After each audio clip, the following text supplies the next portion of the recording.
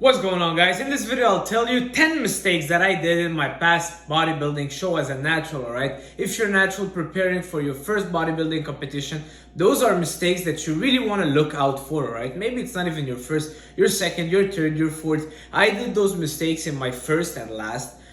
Not last ever because it was my previous one, but I'm still gonna do another one and more and more and more. I kind of got the bug of it and I want to do more, and I've learned so much from these mistakes, from this experience, and I want to share a few with you. All right, first thing first, I do encourage every bodybuilder, everyone that loves training, to do a competition, because trust me, you will learn so much in this kind of prep phase, the process, the post show, the show itself, more than years. All right, and don't think, oh, I'm not ready yet. It doesn't even matter. It's not about you being ready or not. It's not about the final outcome, but it's about the whole process and what it's gonna get you.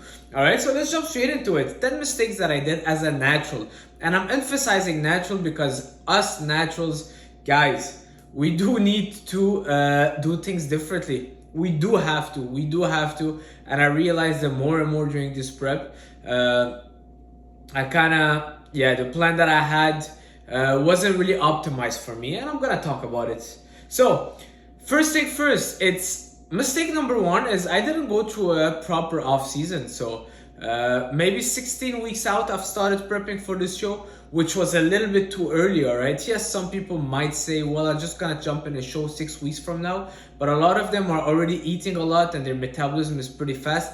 But me, I've decided to jump to that show. I was already eating around 25, only 100 calories a day, which is pretty low. I was around 170, 168, 170 pounds.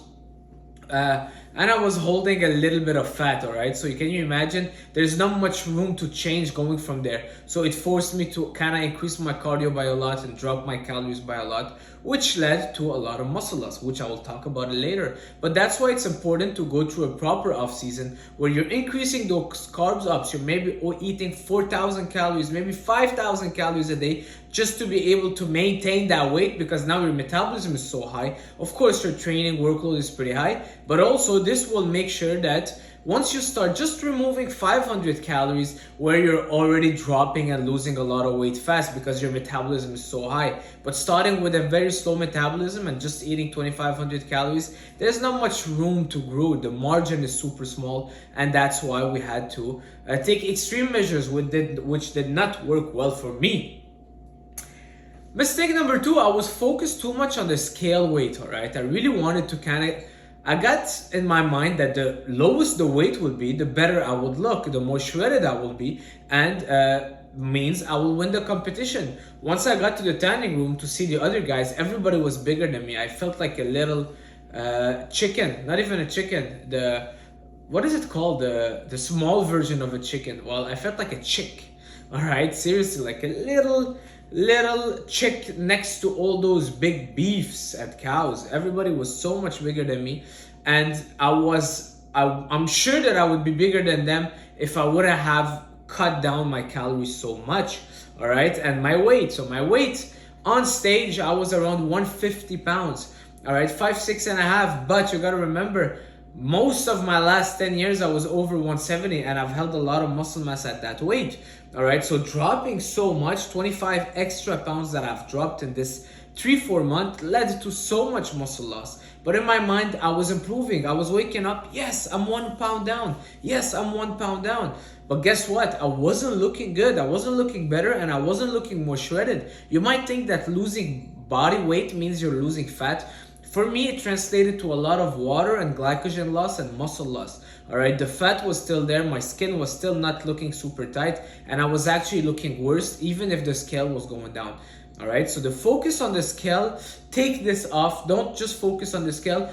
Believe it or not, 1 month out, 4 weeks out, I was looking much better. Oh my God, it feels so good. I just ate some carbs. I've ate some bagels. Now I've decided this week I wanted to really go slowly in that post-show rebound, but today I'm carbing up like crazy. All right, I don't care if I'm at 15 pounds. I don't want to go that slow rebound because, like I said, I've lost a lot of muscles. All right, so 4 weeks out, I was looking pretty good. Trust me, people were asking me at the gym, hey, are you competing next weekend? I'm like, no, it's still in 4 weeks. Oh, wow, you look so good. You look ready to go on stage. Guess what?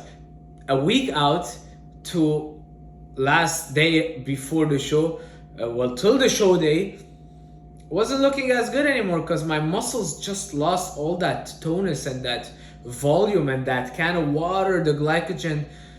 And yeah, I just kept going with the plan, and I think I should have kind of pulled the plug and tell my coach, hey, listen, I don't think this is working for me. But I'm the kind of guy that I'm a soldier.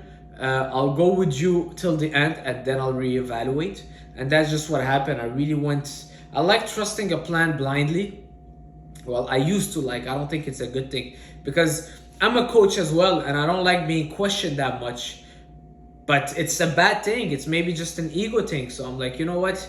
That's a coach. That's the plan. I'm just following it. But I should have gave more of my feedback. You know, I didn't like giving my feedback because I didn't want to sound like weak. Oh, the calories are too low. Oh, I'm hungry. Oh, I'm losing muscle mass. I was like, oh, it looks like I'm weak. But no, now I have such a different mindset. And my goal is to win. I don't care about sticking to a plan. Are you smart because you stuck to the wrong plan? No. You know, you're courageous. Okay, maybe I'll give that to you. But doesn't make you smarter, all right? There's a saying in French that says, it's only the dumb people that don't change their mind. All right, so moving on. Number 3, too much cardio. Too much cardio. Like I said, the starting point, the calories were low. So we had to do something, so we had no choice but to increase our cardio. I started doing almost 2 hours of cardio, 20,000 steps a day. I had no life, and it stressed my body even more. And too much cardio, man, you can imagine how much muscle mass you lose, the stress, the impact on your mindset, on your hormones, just too much cardio. My legs, if you see pics of my legs before and after, my God, I've lost so much legs. But I'll get it back. You don't lose muscles. Enhanced athletes will get away with it. I've saw Samson Dauda saying he was doing 2 hours and a half of cardio a day. Okay, you're enhanced. As a natural, there's no way you will lose a lot of muscle mass. Your metabolism will slow down, you will mess it up, and you will end up burning less calories, and that cardio will be useless, all right? I've learned so much, trust me, I've learned so much, I'm grateful. But too much cardio, guys. But you don't lose muscle that easily. The muscle nuclei basically stays in your muscles. What you lose is that water and the glycogen and everything that your muscle is holding onto. But the nuclei, the cell itself, you never lose it, which is the beauty of muscle memory. Moving on, number 4, not enough posing. I didn't pose enough. I didn't think that I would need to be posing enough, but I've never done a show. All right, and once I was on stage, I realized, my God, they're holding us in the front relax for like 2 minutes, back double biceps 2 minutes, 1 minute side, 1 minute side chest, do it again, round after round. Man, you gotta practice your posing. You wanna get on stage, make sure that the last month you're posing every single day for at least 10 minutes. And trust me, it will pay off, because you might have the best body ever. If you can't display it, it will take points out of you. All right. Number 4, carbs and fats were too low. Well, calories were too low in general. All right. For last few weeks, I was at like 1,400 calories. Man, that's a misery. That's suffering. That's nothing I want to do anymore. Even in my next prep, I will get shredded at 2,000 calories a day, and you will see. I'm doing this off season in a way where I'm gonna bump up slowly the carbs, get my metabolism going, keep my training intensity and volume high. All right, all this dropping the volume, dropping the intensity, more rest days, more cardio, not for me. Keep my training up, keep my intensity and volume up. Let me frequency also up. The compound lifts also up, and guess what? This is burning more calories than your stat master doing 2 hours of that and destroying your metabolism, your legs, your muscles, and everything. So, calories were too low. Dropped the calories too low. My muscles were like a dry vegetable. Now they're coming back to life. Look at this. I haven't seen a vein like this for so long. My God, today I'm carbing up. Tomorrow I'm gonna have the craziest pump. So, number 6.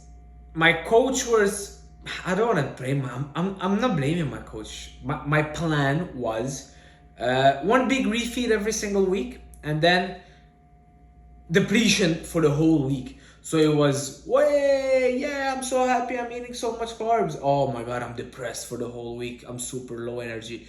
One day, yeah, 1,000 grams of carbs. Oh my God, the next day is, oh my God. Yesterday I ate so much carbs, it was so hard to get back into it. Come to argue, come to think about it. Why do we go for ups and lows and ups and lows and ups and lows? Doesn't get you much. Oh, you might say the carb compensation. I don't think that it will matter as much, and I don't think that the outcome and the advantage of that carb super compensation is better than actually just stabilizing, let's say, on a whole week, an amount of carb that you want to eat that don't make you super excited and full, but also that don't deplete you so much.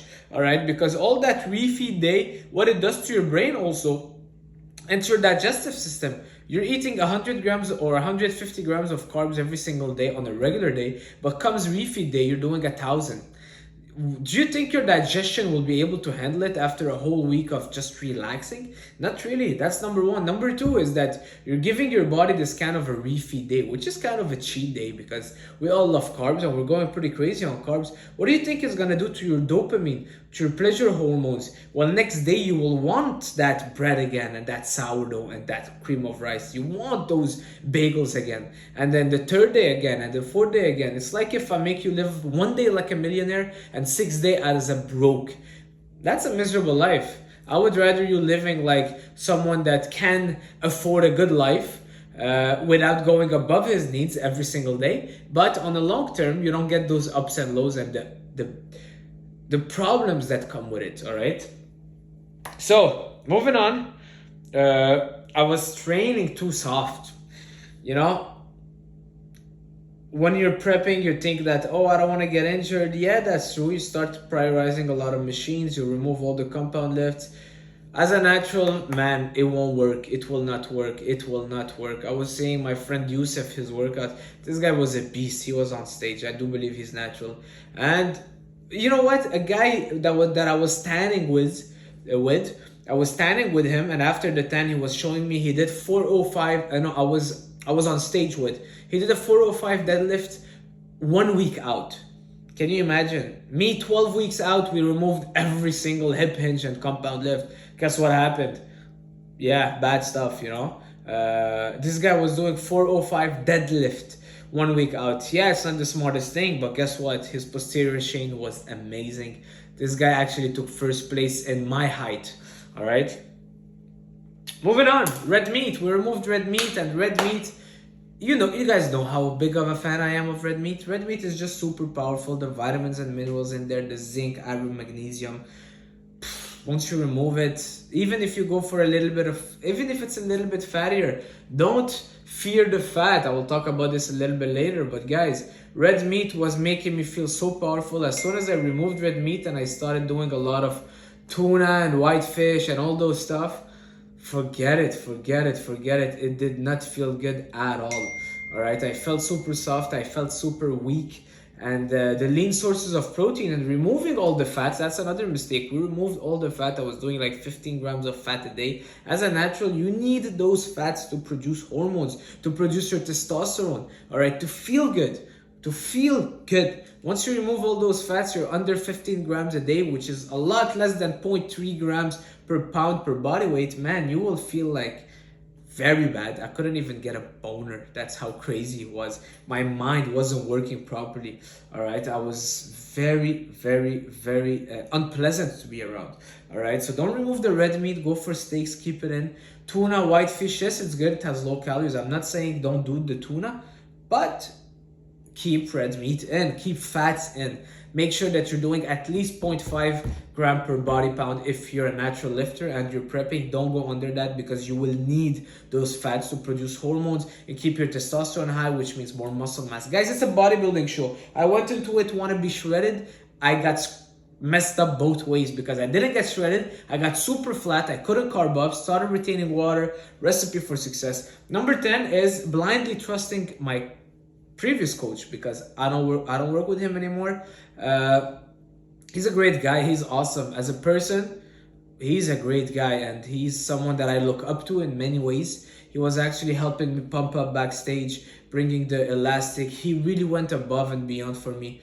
and bringing me his salt. I was like, I want to drink water. The guy is running, giving me a shaker, putting some salt on my Rice Krispies. He's an amazing dude, all right? I don't think he's gonna watch this video, but if he does, know that you're an amazing guy, you're an amazing person, and I really loved meeting you and having this relationship with you because you're very genuine.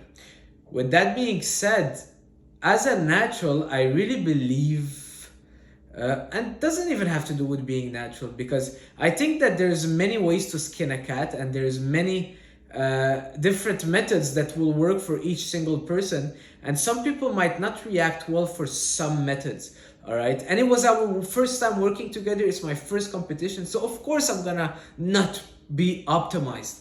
All right, so I'm not blaming anybody. I'm actually happy I did this experience, so I know what will work better for me after. But with that being said, is that I think I would have given more my feedback and how I wanted things to also be. All I did was like, all right, this is the plan. I'm following it blindly. Okay, you tell me to do this, I'm doing this. The previous day of carb up was a little bit, like, I felt a little bit bloated, watery, but I didn't want to stop. I'm like, you know what? This is the plan. I'm going for it. You tell me to do this, I'll do it. You tell me to, I don't know, to eat dust, I'll do it, because that's just how my mindset is, because I would think that this is what it takes to get to the finish line. But now looking back, I'm like, maybe I could have done this differently. And now I've learned that coaches are amazing, and it's great to have a coach, because it's someone that can have an exterior look and tell you do this, do that. But also it's good that sometimes, I don't know, just saying, if someone tells you, just saying this, eat chicken, but you prefer to eat, I don't know, ground beef or extracting ground beef, or you feel better with ground beef. Well, those are feedbacks, and it's my mistake that I didn't share it, because all I did was, all right, I'll do that. All right, I'll do that. And yes, he did advise me that it was not ideal for me just to eat tuna, but better to add some chicken in there. But also, there was a lot of things that I didn't allow me to optimize every single thing. But maybe I could have been like, hey, you know what? Maybe the style of training, I would rather do more hip hinge stuff just to develop more my glutes, or I don't know. But just kind of trusting blindly a plan without regrouping every time and questioning everything. I didn't question enough. All right. So I would say, if you're a natural trying to get your first show, do hire a coach, but also do understand that you are also your coach, because you know yourself, and it has to be a partnership where you give and take. All right, you give a little bit of feedback, you take a little bit of feedback, and then you meet in the middle.